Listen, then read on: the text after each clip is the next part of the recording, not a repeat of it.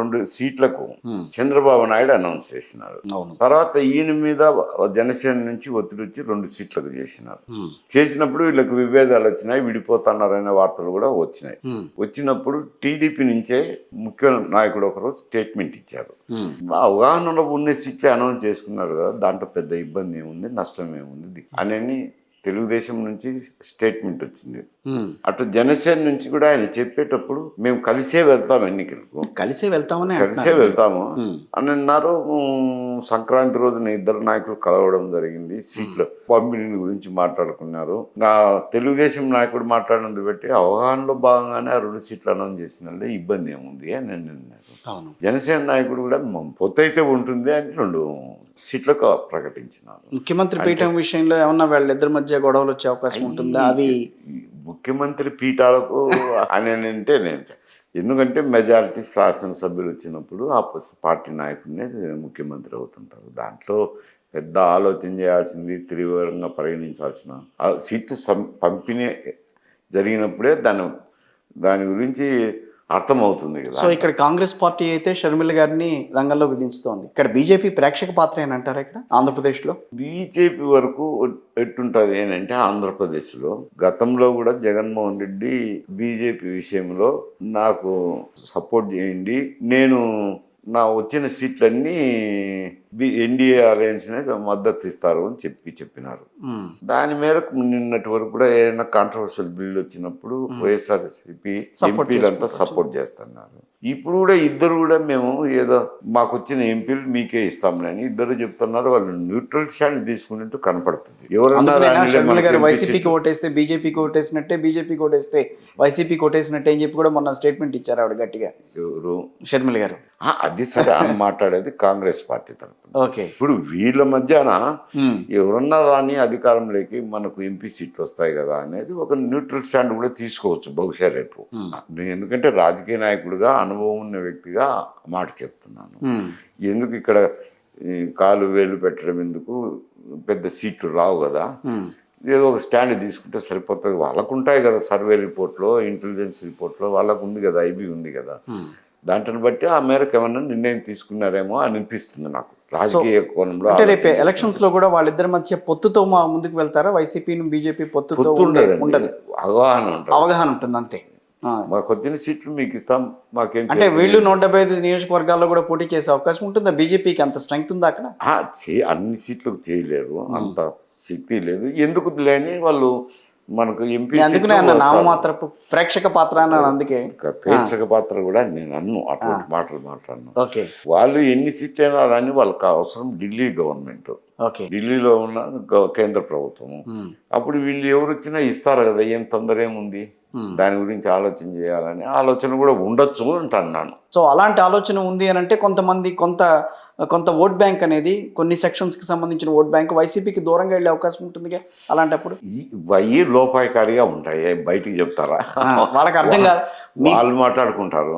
మరి last time ఎన్నికల్లో పోయే ముందరే అవి చెప్పినారు. మోడీతో మాట్లాడినప్పుడు కానీ, అమిత్ షాతో కానీ మాట్లాడినప్పుడు మా పార్టీకి ఎన్ని ఎంపీ సీట్లు వస్తాయో మీకే మేము మద్దతు చెప్తాం, కేంద్ర ప్రభుత్వం ఏర్పాటు విషయంలో పొత్తు పెట్టుకుంటే కొంత నష్టం జరిగే అవకాశం ఉందని ఏదో నచ్చ చెప్పుకొని పొత్తు లేకుండానే ఈడ నిలబడినారు, గెలిచినారు. గెలిచిన తర్వాత వాళ్ళ ఎంపీలు ప్రతి కాంట్రవర్షియల్ బిల్లులు, సివిసికి కానీ రకరకాల బిల్లులు వచ్చినాయి కదా, వాటన్నిటికీ మద్దతు తెలుపుతున్నారు కదా, అందులో భాగమే కదా.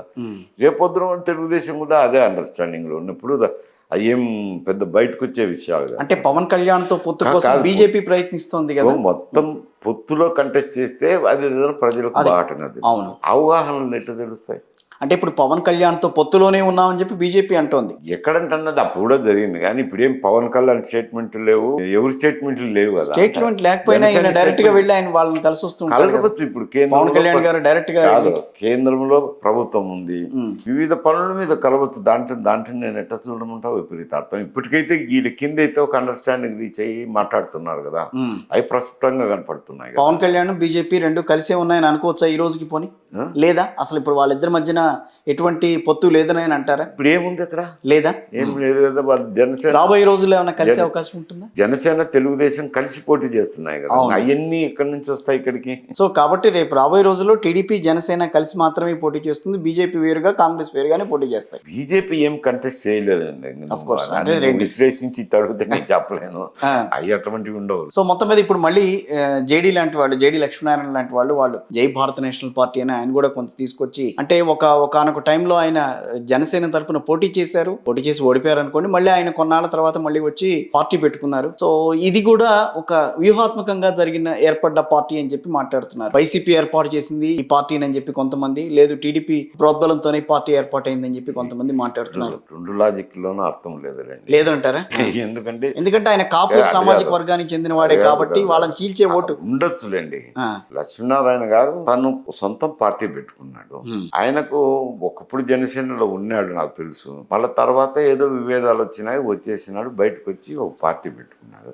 ఆ పార్టీ ప్రభావం ఉంటుందని నేను అనుకోవటం లేదు. అఫ్ కోర్స్ ప్రభావం ఉండదు, ప్రభావం ఉంటుంది అనుకో. ఏదో ఒక సీటు 2 సీట్లు గెలిస్తే ఆ తర్వాత ఆయన నిర్ణయాలు ఉంటాయి. అంటే సామాజిక వర్గాల వారీగా పార్టీలు ఏర్పడడం అనేది. ఆయన అయితే జేడీ లక్ష్మీనారాయణ గారు సామాజిక వర్గం అనే దానికి లేదు కదా. ఇప్పుడు ఆయన బాధ్యతల మేరకే జగన్ కేసులో కూడా ఆయన ఇన్వెస్టిగేషన్ చేశారు కదా. ఇన్వెస్టిగేషన్ లో భాగంగానే ఆయన అరెస్ట్ కూడా చేయడం జరిగింది. మళ్ళీ వైఎస్ఆర్సీపీతో పోయేటగలుగుతారు. వైఎస్ఆర్సీపీ వాళ్ళు లక్ష్మీనారాయణతో మాట్లాడలేదు, అర్థం లేదు సమస్య. వీళ్ళిద్దరూ కలిసి తిరుగుతున్నారు. వాళ్ళిద్దరు సంక్రాంతికి కూడా కలవడం జరిగింది.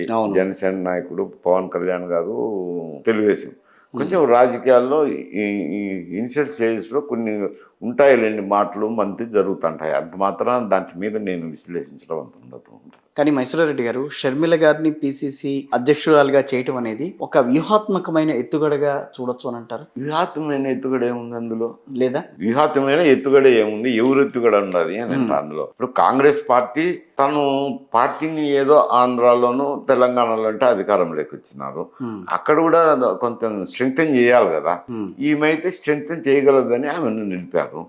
ప్రస్తుతానికైతే ఆమె వస్తానే రాజకీయ పరిణామాలు సుడిగాలిలా జరుగుతాయని కాదు. అందులో వైఎస్ రాజశేఖర రెడ్డి గారికి బాగా దగ్గరున్న వాళ్ళే ఆవిడని ప్రోత్సహించి మరీ పార్టీలోకి తీసుకొచ్చారని చెప్పి దగ్గరున్న వాళ్ళు కేవీపీ రామచంద్రరావు గారు లాంటి ఆయన ఇప్పుడు లేరు కదా. లేరు, జగన్ తో లేడు కదా. లేరు ఆయన. అదే అందుకనే అంటున్నాను, ఎవరైతే జగన్ ని వ్యతిరేకిస్తున్నారో వాళ్ళంతా కూడా ఆయన కాంగ్రెస్ పార్టీలోనే ఉన్నారు. ఉన్నారు.